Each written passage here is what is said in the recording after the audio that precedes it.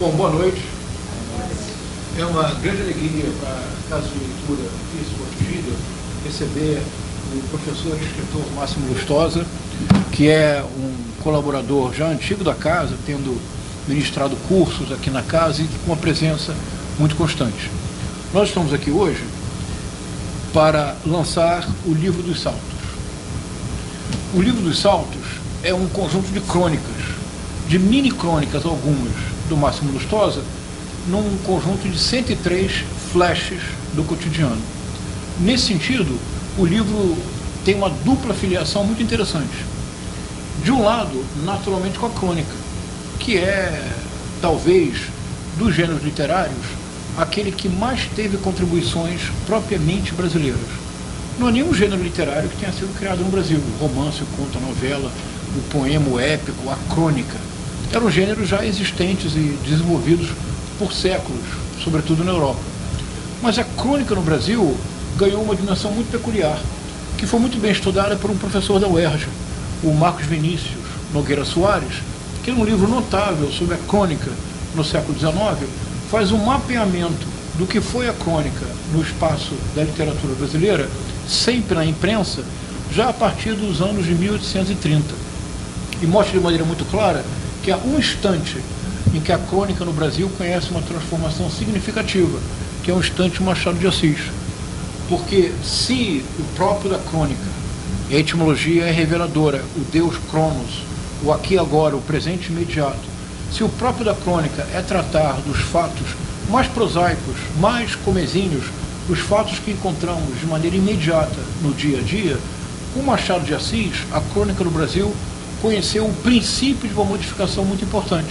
É porque se até então a crônica, em alguma medida, se subordinava ao fato do cotidiano, e a crônica era uma espécie de alinhavo muito idiosincrático desses fatos do cotidiano. Na sua origem na França, a chronique era um espaço de notícias, de artes, literatura e também de reflexões sobre o cotidiano. Mas no Brasil, há um momento, que é esse momento Machado de Assis, em que a crônica deixa de ser apenas esta submissão ao fato inesperado, excêntrico, prosaico do cotidiano, e partindo-se do fato, surge um outro fato, que é a própria linguagem. Esse é um levantamento muito... Você conhece o livro, né? É um levantamento... Ah, mas precisa ler, vai ser importante para você. É um levantamento muito interessante que ele faz. Com Machado de Assis, então, a crônica, ela de uma certa maneira se torna cada vez mais brasileira. E ela supõe essa junção complexa entre o cotidiano, o dia a dia, a realidade mais comezinha, deliberadamente mais prosaica, junto com um trabalho de linguagem. Isso explode no século XX com um nome que todos vocês conhecem, que certamente já leram muitos textos dele, que é o Rubem Braga. Quer dizer, com o Rubem Braga, há uma poetização do olhar sobre o cotidiano, uma poetização dos aspectos mais prosaicos, sempre com uma linguagem muito poética, um olhar lírico e uma compreensão verdadeiramente comovente do dia a dia. E no Brasil, entre os anos 50 e os anos 70, acreditem, as grandes estrelas, as maiores celebridades eram cronistas.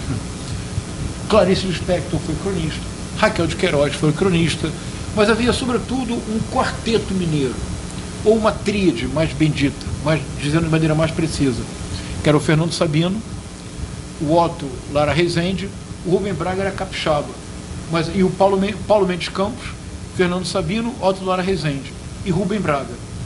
Esses quatro nomes foram rigorosamente fundamentais. Os lançamentos eram absolutamente pequenos maracanãs. Onde eles fossem, eles eram reconhecidos como cronistas. Até que nos anos 70 e 80, o Jornal do Brasil teve como cronista ninguém menos do que o Carlos Drummond de Andrade. Portanto, a crônica, que não é, na sua origem, um gênero brasileiro, no Brasil ganhou um aspecto muito peculiar.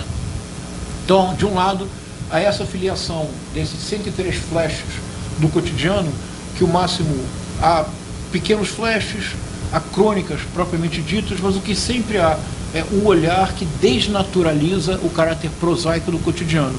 Mas não encontrando apenas aspectos líricos, que seria típico do Rubem Braga.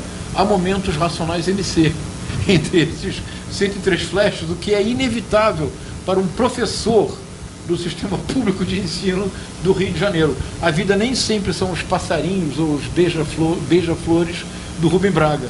Por vezes a realidade é muito mais dura, é uma realidade muito mais próxima do nosso dia a dia no Rio de Janeiro. Então isso é uma filiação do livro. Há uma outra filiação muito importante, é que é um gênero que é fascinante, que é um gênero pedagógico, que é o gênero Memórias de Professor. Na literatura brasileira há alguns casos importantes. Um deles, certamente todos conhecem, que é o romance do Origens Lessa, O Feijão e o Sonho, que trata da vida de um poeta, professor, que estava o tempo todo dividido entre isto, o feijão, isto é, a sobrevivência no cotidiano, adverso para os professores, e o sonho, que era o seu desejo de produzir literatura. O feijão, as condições hostis e adversas para o professor, isso está marcado na origem do reconhecimento da profissão no Brasil. Nós celebramos o Dia dos Professores no dia 15 de outubro, porque foi no dia 15 de outubro de 1827 que pela primeira vez houve uma lei federal tratando do magistério no Brasil. É a lei do Dom Pedro I. Essa lei estabelecia as matérias a serem ensinadas, nem preciso dizer que os homens deveriam aprender matemáticas, como se dizia, gramática, retórica, história. As mulheres deveriam aprender o mínimo, porque não se esperava das mulheres que seguissem na carreira, mas que se fossem apenas do lar, como nós dizemos hoje em dia. Em 1827, a lei era tão detalhada, embora pequena, que estabelecia o salário mínimo, como nós chamaríamos, dos professores. Façamos um salto para 2009. 2009 é um ano em que o Fernando Haddad, com imenso orgulho, conseguiu tramitar uma lei que estabelecia um piso mínimo nacional. Isso era muito importante, porque se um professor em São Paulo ganhasse 2x, como mínimo, no Piauí ganhava 1x, meio x. Então estabelecer um piso mínimo nacional para a categoria foi uma grande vitória do Fernando Haddad. Eis a ironia, tão brasileira, é que o salário em 1827, que na época já se considerava insuficiente para uma vida digna, não passava de um pouco mais do que o salário mínimo. Em 2009, quando se implanta um piso mínimo salarial nacional para a categoria do magistério, o salário era ainda inferior ao salário de 1827. É inacreditável, não é a história do nosso país. É absolutamente inacreditável. Ou seja, um descaso completo com aquela profissão que, em tese, deveria ser a profissão mais importante. Na Coreia do Sul, os grandes digital influencers, as grandes celebridades das redes sociais, você sabe quem são? São os professores. Professores de matemática, professores de história, são as grandes celebridades da vida sul-coreana, são os professores. A diferença é brutal. Isso deu origem, sobretudo na América Latina, a um gênero, que é Memórias de Professor. Há um livro fundamental, que é de um uruguaio, que aliás em muito antecipa o trabalho do Paulo Freire, embora pouco conhecido no Brasil, que é o Jesualdo Sousa, que foi um pedagogo que em 1943 publicou um livro. O resultado não foi muito bom, ele foi demitido, mas tornou-se um best-seller, ele tornou-se conhecido em toda a América Latina. O livro se chama Vida de Maestro. Em alguma medida, as crônicas, os flashes, os 103 registros instantâneos do Máximo Lustosa tanto se associam com a tradição da crônica no Brasil, quanto com esta tradição de Vida de Maestro. Numa segunda edição, pode ter um subtítulo, ou pode ter uma epígrafe do Jesualdo Sousa, de Vida de Maestro. Parabéns, Máximo, acho que é um livro que vocês vão ler com muito interesse e, sobretudo, é preciso lê-lo como uma forma de perenizar a precariedade do cotidiano da profissão do magistério no Brasil. Parabéns, Máximo.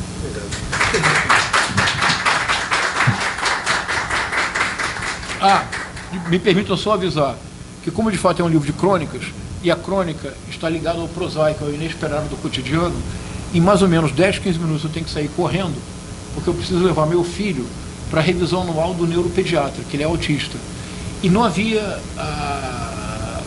horário disponível. Eu recebi uma mensagem desesperada do secretário, que gosta muito de mim, do meu filho e da minha esposa, dizendo: hoje às 8 horas da noite no Jardim Botânico. Eu mandei a mensagem para o Máximo, pois eu decidi trazer meu filho, vir de qualquer forma, para principiar a homenagem ao Máximo, mas daqui a uns 10 minutos eu vou sair correndo mas vocês continuem conversando e depois haverá um coquetel oferecido pela casa para celebrar o livro. Bom, vou contar um pouco da história do livro e tentar explicar. Nossa, então acho que eu já vou, para não atrapalhar você. Você não tem que levantar muito. Parabéns. Obrigado. Por favor, continue conversando até quando vocês quiserem e depois ninguém vai embora que tem um coquetel por máximo. Pra gente. Vocês também. Nada, João. Tchau, tchau. Obrigado, João. Então, gente, eu queria pensar, eu fiquei até um pouco assustado porque na apresentação que a UERJ fez, estava lá palestra, e evidentemente eu não tenho a menor ideia do que seria uma palestra sobre o meu livro.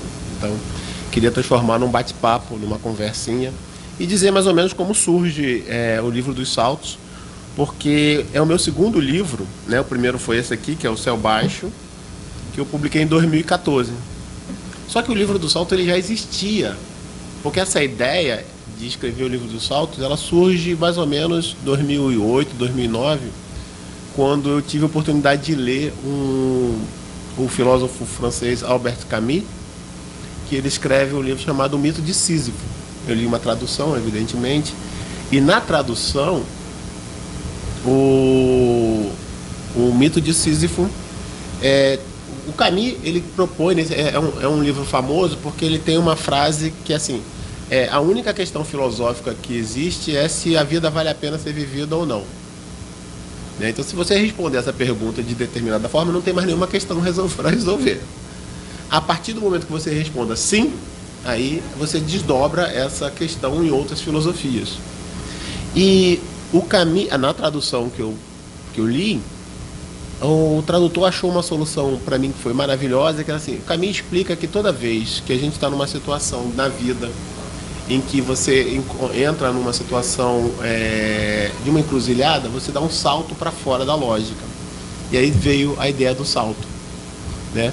O Camus ele vai dizer assim, que você tem que explicar a vida. O mito de Sísifo a gente conhece, né? Aquela pessoa que tem que levar uma pedra morra acima, que funciona como milhares de metáforas, mas a metáfora mais comum é essa da gente acordar de manhã cedo, pegar nossa pedrinha, levar até em cima no morro, deitar para dormir, que a pedra desce, e a gente faz tudo isso no dia seguinte. Essa é a metáfora básica. E o Camus é um escritor do absurdo, né?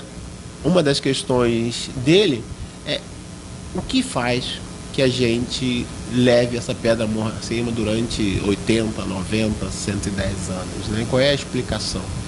E aí o Camus vai dizendo que tem a religião, tem o amor pelo trabalho, o amor pelos filhos, o amor... E todas essas explicações para ele, elas fogem de uma lógica que teria algum tipo de racionalidade, mas que no fundo é uma escolha que a gente faz consciente ou não.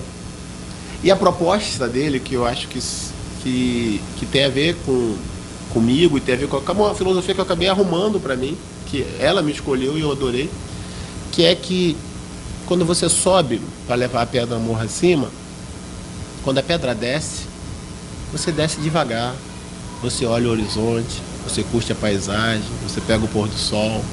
Então levar a pedra morra acima tem a promessa de que você desce com calma, né?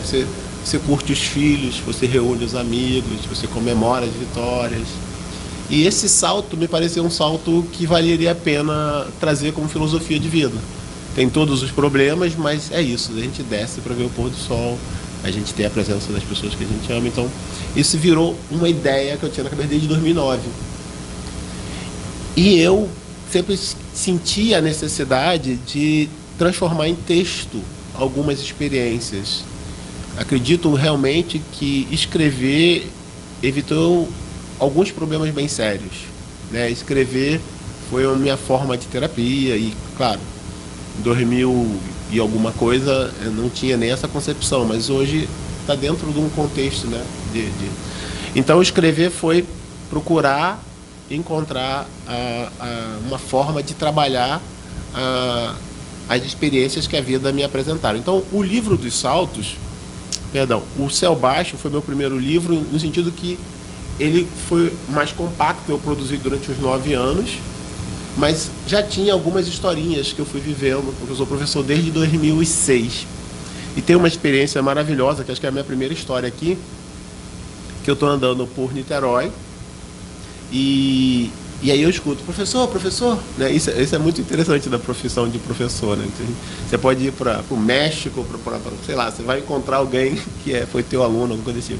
E aí quando eu estava andando por Niterói, professor, eu olho, aí foi uma aluna das minhas primeiras turmas, que ela disse para mim assim, também vou virar doutora. Aí eu, é mesmo?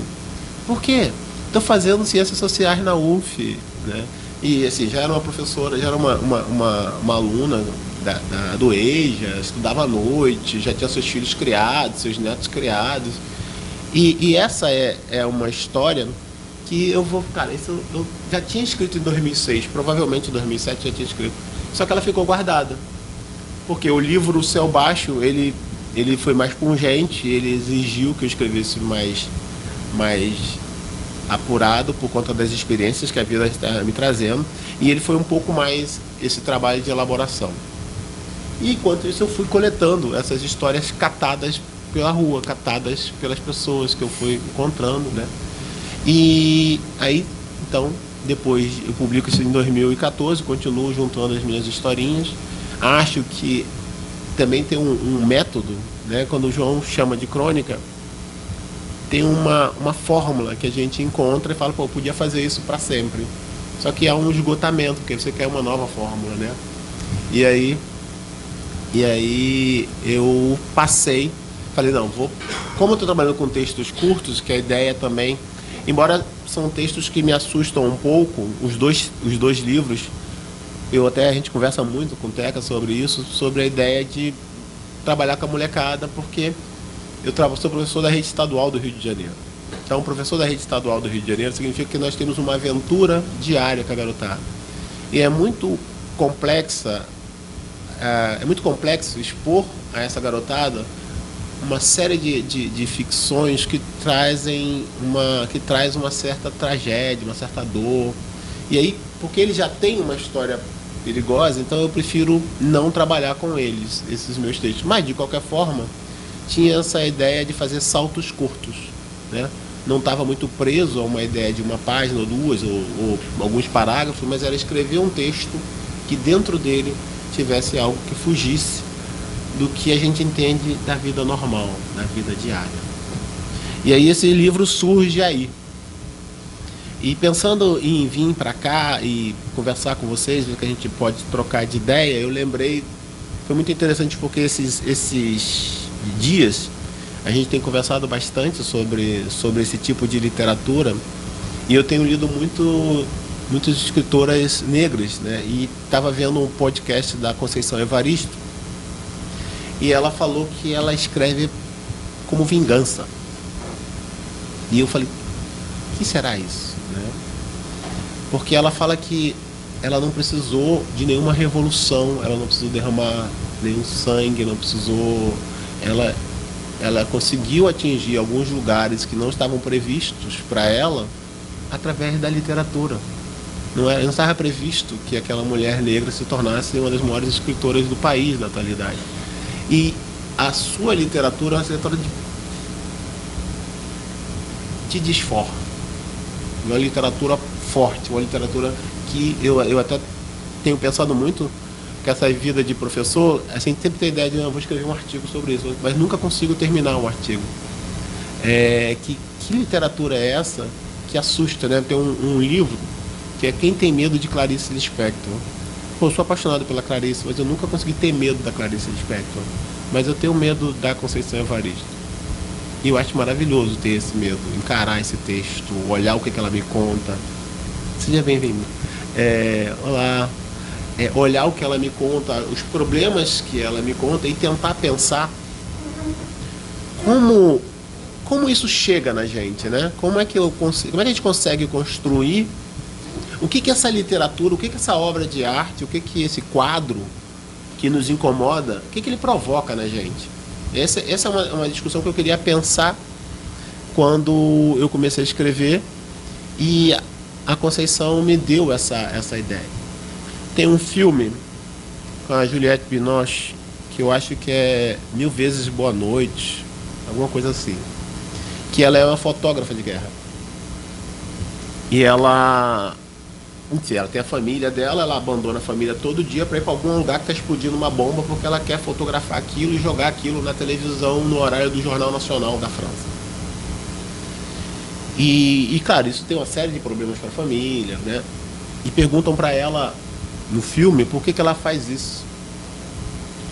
Porque, na verdade, vai atrapalhar o almoço, o jantar durante alguns segundos, mas não vai mudar nada. Aí ela fala, mas se eu conseguir atrapalhar um segundo, se eu conseguir chamar a atenção um segundo, é o meu exercício de luta, né? Então, o texto que eu vou buscar escrever é esse texto que cause algum incômodo e que possa propor, né? Assim, é muita pretensão, claro que acho que é o Bukowski, né? Que naquela linguagem grosseira dele fala que o mundo é um saco cheio de problemas e ele não vai conseguir resolver. Então, mas acho que enquanto luta permanente, essa era a função do Livro dos Saltos, é causar algum incômodo. Essa é a função do Céu Baixo, é causar algum incômodo com as suas historinhas que estão ali. E, se possível, né, se a gente incomodados, a gente tente fazer alguma coisa. O que mais ou menos acontece é que a gente abandona o livro. A gente abandona o filme que nos incomoda, a gente abandona essa literatura, né, que tem como função nos colocar numa situação complexa. Para vocês terem uma ideia, o livro da Conceição Evaristo está sendo proibido em várias escolas, né? Não sendo proibido em sentido na lei, né, mas assim, o grupo de pais não está interessado que chama-se Olhos d'Água. É um livro com muita potência, mas essa potência que nós não queremos ver, sabe? Assim. E aí, o que eu tento escrever vai por esse caminho também. Engraçado, eu escrevi o último artigo que eu publiquei foi publicado agora, acho que em abril. E ele chama-se Bernardo Kunczynski, que é um professor de universidade de Curitiba. E ele escreveu um livro chamado K. Bernardo Kunczynski, ele é irmão da Ana Kunczynski. A Ana Kunczynski era professora de Química da USP. E durante a ditadura militar, ela e o marido desapareceram, provavelmente aqui na casa de Petrópolis, na casa da morte de Petrópolis, muito provavelmente ali. E o Kunczynski, ele faz isso que eu estou falando para vocês, ele faz uma literatura da desforra, né? O que a Conceição Evaristo chamou de vingança, eu chamei de literatura da desforra. Como ele não tem como recuperar a irmã, não tem nada. O livro vira a lápide possível. O livro vira o revide que ele pode dar na sociedade. Então é mais ou menos por esse caminho aí que eu estou tentando escrever. Já estou mais mole, né, meu filho? Estou mais mole, né? Mas esses dois livros dão conta dessa realidade. O primeiro era um olhar muito interno, e esse segundo não. É essa coleção de histórias que eu fui catando pelas ruas, pelas minhas experiências, com as pessoas que eu fui encontrando. Mas tem histórias boas também, tem história. Já leu, né? Você tem histórias boas, então tem histórias que dá para compensar, assim. E por serem contos curtos, talvez o choque não seja também tão pesado. É isso, gente. Acho que para começar a gente podia trocar uma ideia agora, para não ficar só falando.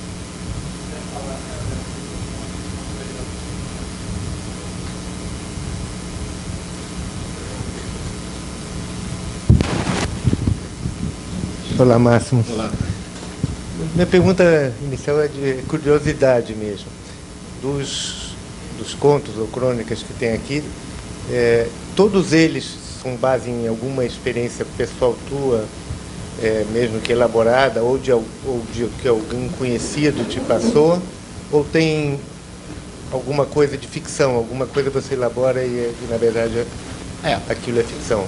A maioria, assim, são 103 histórias, né? Sendo que aqueles 3 últimos contos que eu chamo de salto carpado, né? Salto triplo carpado, são invenções, mas a maioria eu tirei do dia a dia. Eu encontrei alguém, né? Os nomes é que eu fiz uma bagunça, né? Não sei, Carmen Burkina Faso, não conheço ninguém com esse nome. Mas as histórias eu fui tirando do noticiário, outras dos meus alunos, outras que eu fui encontrando. Tem um que eu acho lindo, que estava dando a aula para os alunos do EJA, né? E aí eu encontro um texto que a aluna escreveu: eu morava numa casa, mas aí a televisão matou a janela. Eu falei, gente, parou, né? Porque a televisão matou a janela, eu preciso guardar isso. Então, essas ideias que vão surgindo. E essa é uma coisa legal. Uma outra coisa, por exemplo, o último conto, que me assusta um pouco, é tirado de um documentário. Assim. Eu fui assistir um documentário sobre... Enfim, eu não vou dar o spoiler, porque deixar para vocês, mas sobre sobre o Vigário Geral, né? Aquela mortandade de Vigário Geral que aconteceu ali. E aí você vai assistir o documentário com os policiais falando, você vê que é coisa muito pior do que a gente viu, né? Então, aquilo me chocou e eu falei, não, preciso que mais pessoas escutem isso, porque ninguém vai ver esse documentário mais, então preciso trazer para o papel, que aí as pessoas que forem ler o livro vão também ter acesso a essa história que saiu de um documentário. Mas a maior parte é retirada do dia a dia mesmo. Assim. Eu inventei muito pouca coisa.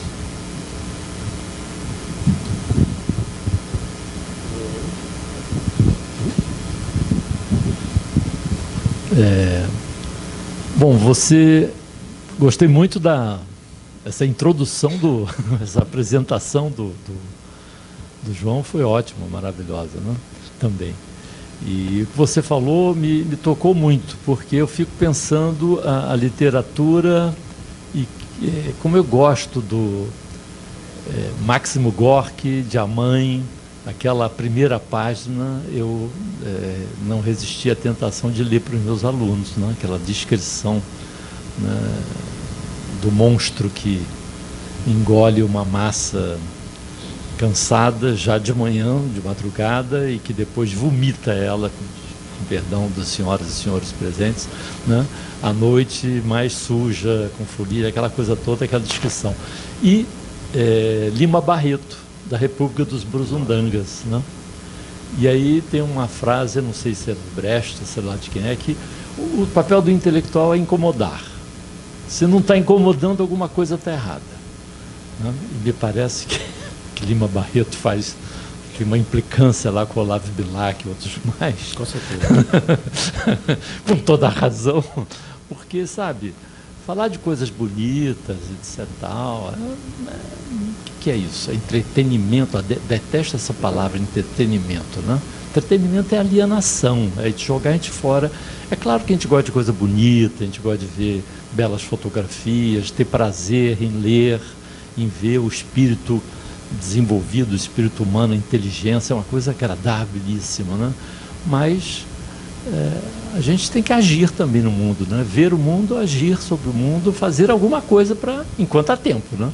Porque nós temos a nossa vida, temos nossos filhos, temos nossos netos, e alguma coisa tem que ficar. Para que serve a vida, né? Eu achei, sabe, você matou a pau aí. Parabéns. Na verdade, eu acho que é um estilo. Assim, é como eu escrevo hoje. Não sei nem se eu vou escrever assim daqui a 10 anos, né? Porque o máximo que publica o Céu Baixo, com certeza não é o mesmo que está aqui hoje, né? As experiências vão lapidando a gente de formas diferentes. E eu na verdade, acho que tem uma urgência para cada um de nós.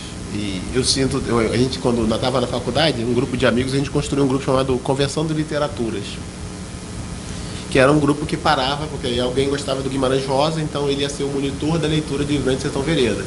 Eu gostava do Borges, aí eu fui fazer a monitoria de uma leitura de 6 contos do Borges. Aí um outro pegou Machado e assim a gente foi fazendo uma diversão. A sensação que eu tenho é que há espaço para todos. Agora, para mim, urge falar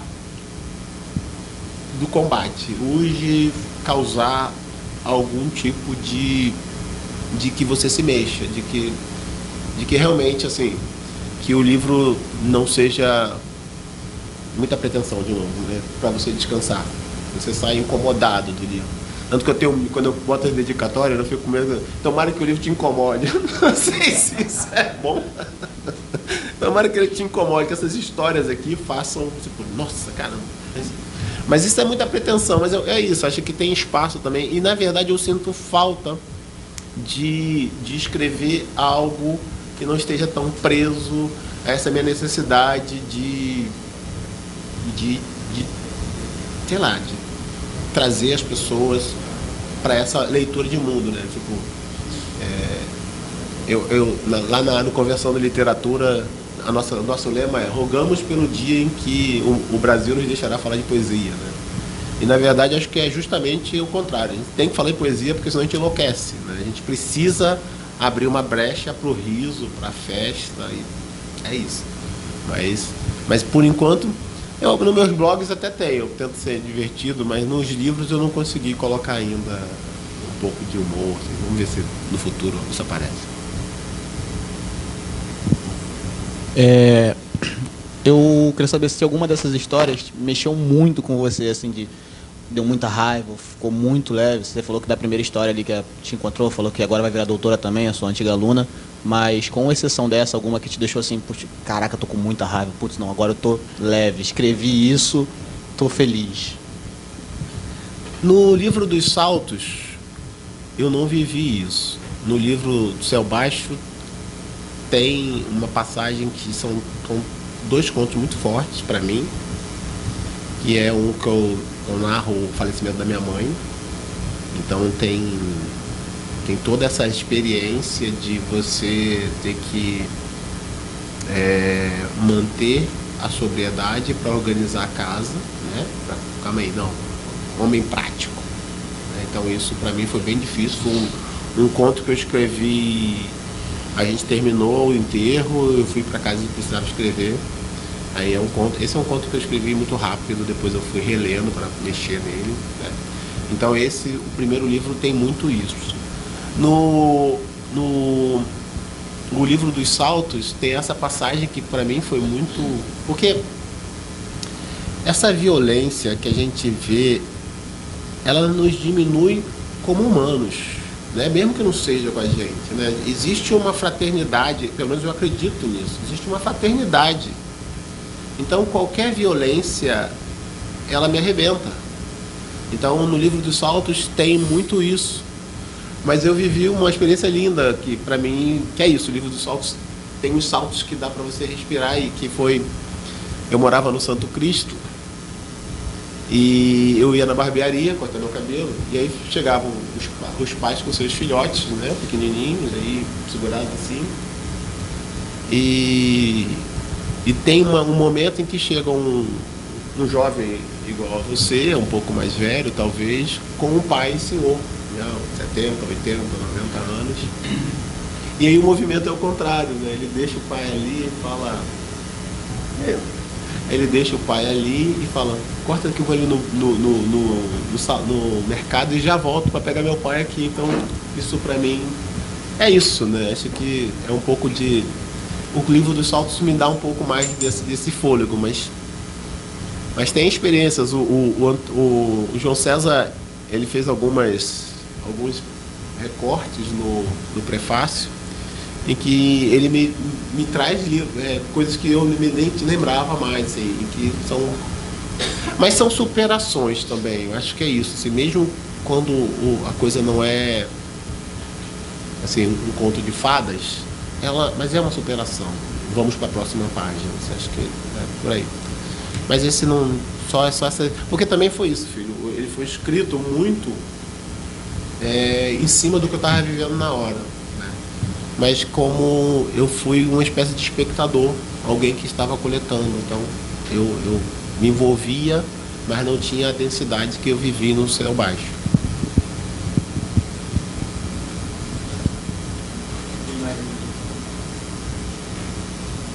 A camisa que é só. Então, só um comentário, já que você falou de superação. Antes você falou de literatura de revolta ou de desforra. De desforra ou de vingança, né? Eu acho que por mais duro que sejam algumas dessas histórias aqui, o que ela me passa é superação e redenção, para descrever sempre isso. Porque, no fundo, quer dizer, tem tanta humanidade ali que você está representando daqueles personagens, alguns deles com passagens bem duras, que, quer dizer, é essa humanidade que é de nós todos que vai permitir uma superação, assim, né? Ou que a gente possa aceitar essa dificuldade enquanto a gente luta para que isso se transforme, né? Então, você está falando de incômodo e tal, mas para mim é mais do que incômodo, é essa sensação de que você consegue transmitir isso em textos muito curtos. Eu acho que é uma grande façanha, né? Em uma página, meia página, às vezes se coloca 2, 3 personagens e coloca uma história de dureza e ao mesmo tempo um lampejo, um salto, né? É isso também. Acho que tem uma necessidade de convocação, né? Assim, acho que enquanto você fala, eu estava pensando nas histórias. Tem uma outra história do Zé Maria que pessoas, porque um aluno meu falou, professor, que eu não escrevi nenhuma história dele, né? Mas ele foi lá, pegou o livro e falou, professor, eu me vi nas histórias, porque quando eu pensei, eram histórias miúdas, de pessoas miúdas, né? De nenhuma grande celebridade, de nenhum grande monstro, não é nada disso. Que eu acho também que esse é acho que nos últimos 20 anos, embora a gente tenha apanhado bastante nos últimos 5, uma população entrou para o jogo para contar suas histórias. Essas histórias que estão aí são histórias de pessoas miúdas, né?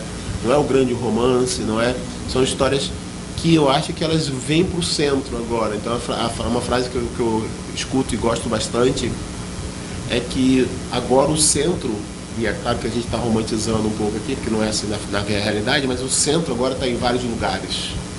Antigamente o centro era só num lugar e as caras eram muito parecidas.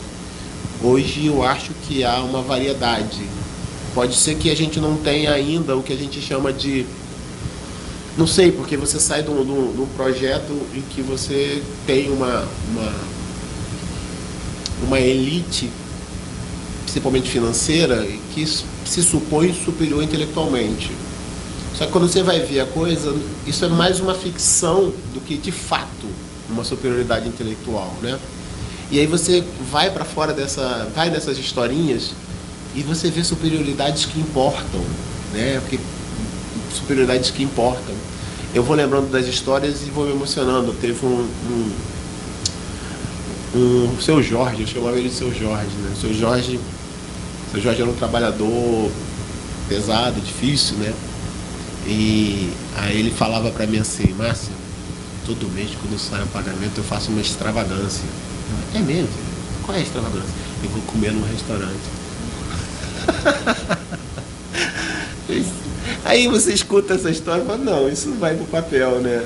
Porque assim, tinha a mãe que ela tinha 6 filhos. Então ela tinha que revezar para levar os filhos para comer também nesses lugares, porque ele precisava ensinar as crianças a comerem de garfo e faca, porque quando chegar a vez delas comerem, eles saberem como, mas não podia levar os 6 de uma vez. Então essas são as histórias que eu fui coletando e que de certa forma me confortam. Acho que a gente tá tão doido, né, gente? A gente tá vendo ondas tão sem sentido. O João tem falado muito sobre dissonância cognitiva coletiva, né? Que agora temos aí a Argentina querendo passar pela experiência que nós passamos. Muito provavelmente vai passar. Na Espanha tem a mesma coisa. Provavelmente o Trump volta nos Estados Unidos. Então, a nossa racionalidade está meio perdida, né? Então, assim, talvez dar esses toques, né? A gente passou por uma pandemia que eu não sei se nós nunca fazemos, né? Paulo tem uma experiência com a ditadura militar, né? Então, nós nunca fazemos o acerto de contas, né? A gente escolhe não falar sobre isso. E talvez também essa seja uma das coisas, por isso que meus textos vão para esse lado, porque eu escolho falar sobre isso, né? Eu escolho colocar isso aqui no centro da mesa. Mas a gente sai de uma pandemia, e eu como professor da rede estadual, volta aquela criançada toda. E é muito interessante, quando você está dentro do cotidiano, você não vê. Claro, a gente leu Foucault para a faculdade, etc. A gente sabe da sociedade discriminatória, mas eu não tinha imaginado quão importante era para os meus alunos estar dentro da sala, para eles aprenderem a ficar dentro da sala, sentados. Então, esses 2 anos e meio que eles não ficaram dentro da sala, quando eles voltaram, eles simplesmente não conseguem ficar dentro da sala. E aí você vê uns marmanjos de 17, 18 anos maior que você se comportando como adolescentes, como crianças, correndo pelo corredor. Aí você olha para o garoto do teu tamanho e fala, o que está acontecendo? É isso. Essas foram 2 anos e meio e a gente resolveu tocar o barco, que é o que a gente faz melhor. A gente muda de assunto, né? E eu acho que essas histórias, elas são essa possibilidade de seguir um movimento que talvez seja o movimento que o Brasil escolheu nos últimos 20 anos. Eu não sei, claro, não há perfeição. Isso é muita inocência. Mas é colocar mais gente para dentro da história, né? Colocar mais gente. Eu acho um professor do ensino médio do estado do Rio de Janeiro publicar seus livros. Existe uma série de professores da rede de ensino fundamental publicando suas reflexões sobre sala de aula. Então, acho que essas conquistas, elas permitiram novas pessoas no debate, né? E aí vamos ver o que essa conta vai oferecer para a gente enquanto país, né? Porque, claro, há uma nota, nitidamente, há um mal-estar na sociedade, né? Assim, por que essas pessoas... Eu estou fazendo uma outra graduação aqui na Unirio, e é impressionante olhar, conversar com os professores, né? E eles falarem, não, essa turma aqui era toda branca e toda com CEP daqui. Todo aluno de Botafogo, Urca, né? E agora ela tem aluno de todos os lugares, de Itaguaí, tem gente que vem para cá para estudar aí. Algo aconteceu, né? A ideia é ver como nós faremos para que isso se solidifique de uma forma positiva enquanto sociedade. Essa é a luta. Continuar escrevendo historinhas e lutando. É um bom plano. É um bom plano. Ainda dá para fazer uma pergunta? Claro. Uma curiosidade. Bom, primeiro, você falou que não inventou nada, inventou muito pouco, é um espectador. Essa conversa a gente não acredita, tá? Essa parte a gente não acredita, porque só pegar essa matéria bruta e recortar num conto já é um esforço de produção hercúleo. E é um pouco sobre isso que eu queria te ouvir, né? Essa experiência com dimensionar essa matéria bruta e recortar essa janela. Você falou da tua camisa, tem uma janela aí, né, que o Freire aponta assim. A frase é primeiro a palavra escrita, a leitura do mundo precede a palavra escrita, né? E você falou, e o teu desafio é pegar esse mundo que você lê e traduzir em palavras, né? Esse mundo precedeu o conto. E como é que você recorta isso? Como é que você chega à conclusão que está ali o suficiente e como é que se corta esse excesso? Como é que você formata e edita esse mundo que você lê? Obrigado, Cristóvão. Primeiro que esse é um livro de 10 anos, no mínimo. É um livro que os contos ficam guardados, adormecidos. Então a gente... E não estou dizendo que pode ser que a pessoa escreva em 2 minutos também. Não se trata do elogio da demora, não. É porque o livro ficou guardado durante muito tempo. E depois eu pedi, o Antônio leu para mim, o João leu para mim e falou, cara, porque a gente está numa fase em que está mais fácil publicar, nítido, né? E eu queria que A pergunta é, merece ir para o papel? Né? Porque a gente pode soltar os contos no blogs, né? Funciona também. Aí ele não merece ir para o papel, e aí foi nesse sentido. Mas esses contos, eles ficam muito tempo adormecidos comigo, sendo lidos, e aí rabiscados, né? Mas eu acho que a fórmula do conto curto conto da crônica curta me facilitou um pouco, porque eu só queria pegar um salto. Tanto que quando tem mais de um salto, eu chamei salto triplo, salto duplo, porque a ideia era que você tivesse uma história linear e que acontecesse algo ali que foge da linha e volta. Então, quando eu percebia isso, aqui acabou. E foi um exercício. Porque é isso. Eu peguei esse método, foi o que eu queria fazer e consegui fazer, pelo menos assim. A qualidade dos contos a gente vai ver com o tempo, mas assim, o método foi esse, assim, pegar as histórias. Porque isso acontece com a gente no dia a dia. Você escuta uma história e ela te dá um salto que te mobiliza emocionalmente, né? E era isso que eu queria. Quando me mobilizou, ia pro papel, né? Quando me mobilizou, ia pro papel. Então, foi mais isso, de deixar dormir e voltar para ler.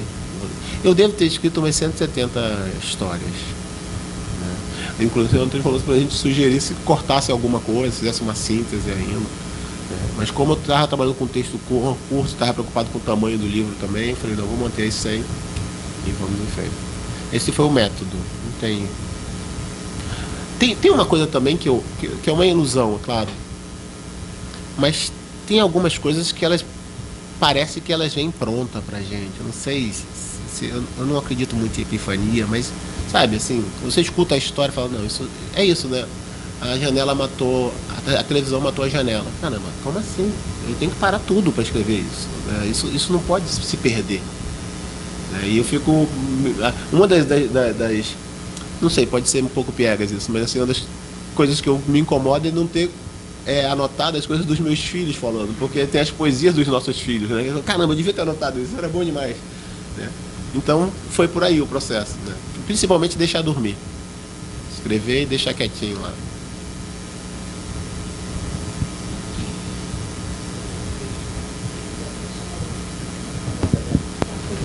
Não, filho, mas eu pedi pra você vir pra isso. Se ninguém falar. Você falou um negócio de a vitória, às vezes a vitória não é a vitória, é a superação, né? E eu hoje, pela vivência que eu tenho, pelas experiências que eu tenho tido, eu tenho visto muito isso, que são lugares que às vezes a gente não tinha um acesso antes, a gente não podia estar naquele lugar, ou a gente não tinha oportunidade de talvez tentar ir. E aí a gente vê algumas pessoas conseguindo a oportunidade de tentar, quem sabe, a chance de estar presente. E é isso eu acho muito maneiro. E aí você vê, tem um pensador de internet, né, um influencer desses, chamado Arapé Malik, que ele fala sobre as histórias dos negros e como que isso foi abafado na sociedade, como que eles foram oprimidos e sua religião foi apagada, suas culturas e assim vai. E as empresas de periferia que estão crescendo para que pessoas negras e periféricas consigam ter um espaço. Eles têm inclusive um chamado Power Black, que é muito maneiro, inclusive se vocês depois puderem dar uma olhada, que são duas mulheres negras de periferia que estão na cabeça de empresas procurando pessoas negras de periferia com ideias novas, com coisas novas, para poder trazer alguma mudança, alguma coisa. E é isso que eu queria dizer, que é a chance de poder estar ali, né? Se uma pessoa chegou, então, poxa, aquela pessoa chegou, eu posso também, vou tentar, por que não? Então, essa da vitória, a vitória às vezes não é, vou falar assim, do esporte que eu pratico, não é o ouro, mas é, eu pude estar ali, eu pude participar. Então, esse pensamento, essa frase que você falou, me traz muito esse pensamento. Tem uma experiência que eu estou tendo há pouco tempo. Primeiro, que é alguns livros que a gente acaba lendo no decorrer da vida. O professor Jailson da Silva, é professor da UFRJ, está aposentado, e ele é crescido na Maré. Maré, história que a gente já sabe da Maré. E ele fala uma coisa muito interessante, que assim, a história ela é contada, que é a história, né? Como é que Paulo, por favor, me ajuda. Mas assim, quase sempre pelas nossas impotências, pelos nossos fracassos, pelo menos essa história da qual a gente está falando. E ele fala, cara, a Maré tem vitoriosos gigantescos, né? Ele mesmo é um cara de sucesso na Maré, e ele conhece uma dezena de pessoas que têm trabalhos maravilhosos. Essa palavra é muito difícil para mim, mas eu acho que eu tenho esperanças, eu sou otimista, eu acho que tem uma galera produzindo coisa muito boa por aí. A gente, durante ano passado, né, a campanha, a gente trouxe um casal lá de Duque de Caxias, e eles se apresentam no metrô. A letra deles é inacreditável, sabe? A gente, tu tava lá, né, Felipe? A escrita, sabe? É isso, é uma poesia pronta. Não passaram pela universidade, ela tá neles. Então é outro caminho também. Eu acho que tem coisa acontecendo aí, e se a gente só tem que deixar que não sejam podados, cortados, porque eu acho que foi esse o movimento que a gente viveu, né? Assim, se a gente conseguir, acho que a gente vai ter.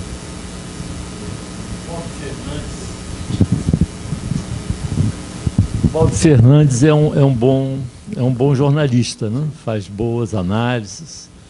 E ele, uma vez ele implicou, e eu estou implicando com ele implicou com a palavra resistência, porque ele achava que resistência é muito pouco. Eu acho que resistência é tudo, porque a humanidade, não, a história mostra que nós somos resistentes. E tomara que a gente consiga resistir, continuar resistindo, porque senão vai acabar a vida humana no planeta, né? Então, sabe, eu estou vendo muitas, como você diz, muitas histórias de vencedores. E por isso nós estamos ainda aqui, porque senão não estaríamos. Nós somos sobreviventes, nós somos resistentes, e a resistência é tudo que importa. É claro que o objetivo lá na frente é a vida em paz, boa, digna para todos, mas isso é uma utopia, a gente continua perseguindo a utopia, né? Então esses contos, eu acho, e essas crônicas, elas nos alimentam, e sobretudo porque são de pessoas ditas pequenas, né? Mas que são grandes na dimensão humana, porque, sabe, não tem dinheiro, não tem glória, não tem sucesso, e nem estão preocupadas com isso, estão preocupadas com a vida dos seus filhos, com os seus amores, com seus afetos, com seus amigos, né? E isso aí é que alimenta. Nós somos 8 bilhões do planeta, né? Nós somos 8 bilhões do planeta. Nós temos os nossos ídolos, né? Mas todos quase têm pés de barro. Agora, esses 8 bilhões importam, isso é que é fundamental. E eles vão continuar resistindo, e a gente tem que torcer e fazer tudo para que a gente consiga, enfim, que os filhos dos filhos dos filhos dos nossos filhos estejam vivos e numa vida melhor, usufruindo de um patrimônio fantástico que nós construímos ao longo de milhares de anos. Quando a gente vai ver uma exposição, eu vi uma exposição sobre a China de 4.000 anos antes de Cristo. Eu falei, não é possível, que deve ter alguma coisa, deve ter uma pegadinha aqui. Não é possível que os caras construíram isso 4.000 anos antes de Cristo. E estava lá, você entende? Quer dizer, você podia ver. Então, sabe, não é possível que isso tudo se acabe com o Trump. Então eu vou bater na madeira. Não acredito não, mas cadê a madeira? que não vença o Milei, que não vença o Trump.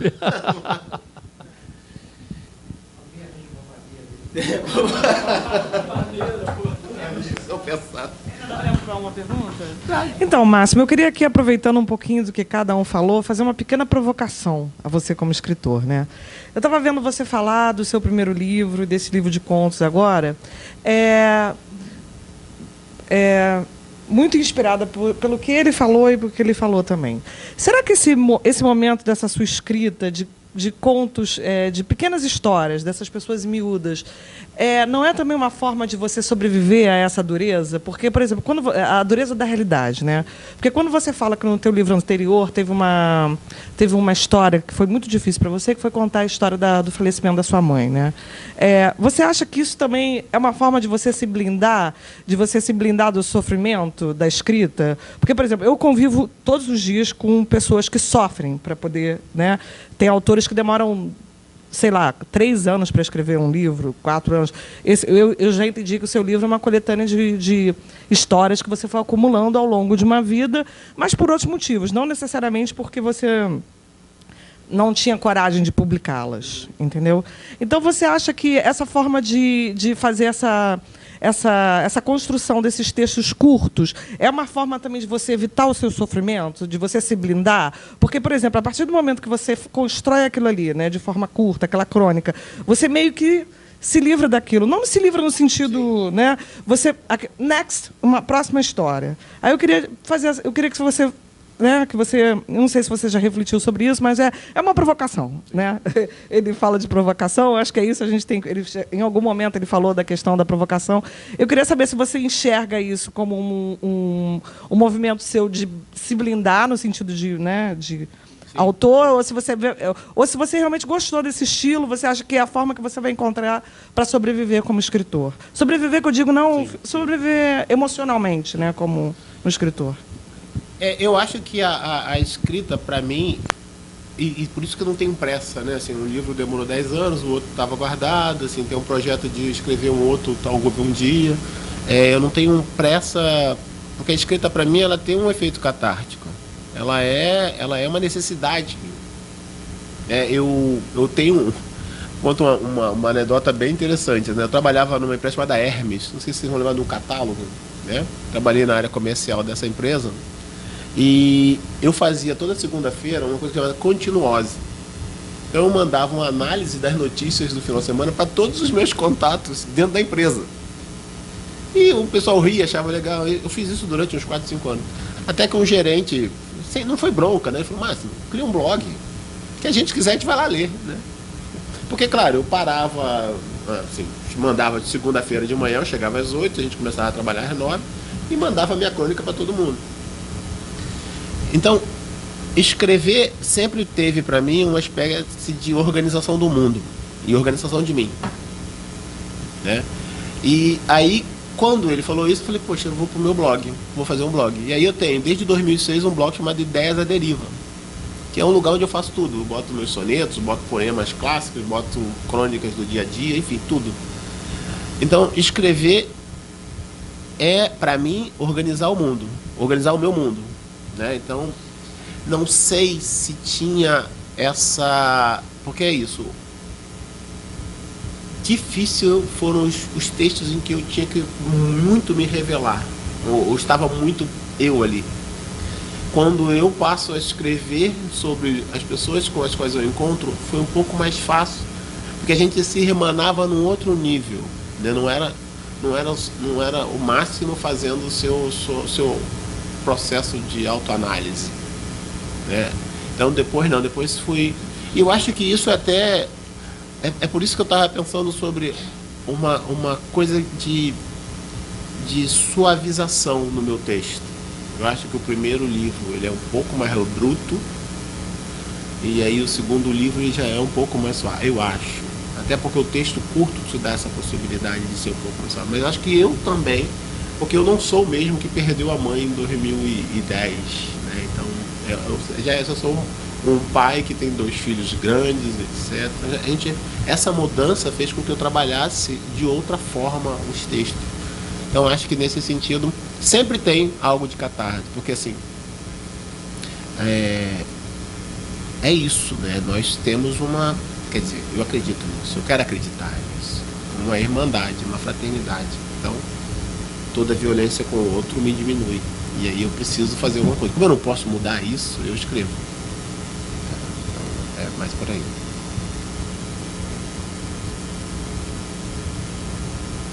Vamos lá para o nosso 7. Como é que funciona, Nicolas? Não, a gente decide junto, né, gente? Vamos para o nosso Olha, eu gostaria muito que fosse agora, porque eu vou precisar sair, porque eu tenho 15 para as 8, eu tenho um programa de resistência contemporânea. Nós fazemos uma concorrência com a Globo News e o Jornal Nacional. Vocês podem ir lá no YouTube, Resistência Contemporânea, nosso jornal. Considere-se esse nosso aí, Obrigado. ainda não ganhamos pelo Jornal Nacional. Tá, canetinha. Caramba. Bom, gente, então eu convido a todos pra gente ir lá pro coquetel que a casa disse generosamente pra gente. E eu assino aí pro senhor. Tá bom?